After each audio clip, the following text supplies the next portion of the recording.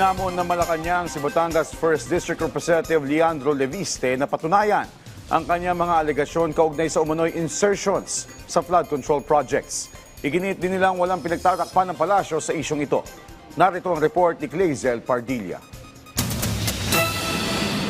Pinabulaanan ng Malacanang ang paratang na posibleng magkaroon ng cover-up sa investigasyon ng flood control scam. Kasunod ito ng panawagan ni Senate President Pro Tempore Panfilo Lacson na huwag isantabi ang aligasyon na may ilang gabinete umanong posibleng may kinalaman sa pagsisingit ng proyekto sa pondo ng Department of Public Works and Highways. Kamakailan lamang lumutang ang mga dokumento umano ng pumanaw na si dating DPWH Undersecretary Catalina Cabral.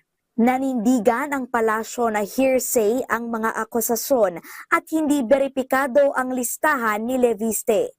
Paglilinaw ng Malacanang, hindi kinekwestiyon ng palasyo ang mga ebidensyang lumitaw sa mga pagdinig ng Senate Blue Ribbon Committee na pinamumunuan ni Lacson. Iginiit ng Malacanang na dapat pairalin ang rule of law.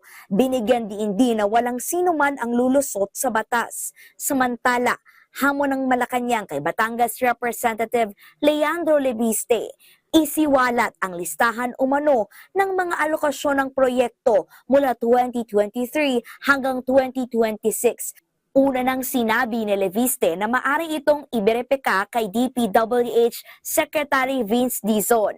Pero sabi ng Malacanang, ang mga paratang ni Leviste dapat niyang patunayan at huwag ipasa ang kanyang obligasyong magpatotoo sa kanyang mga sariling alegasyon.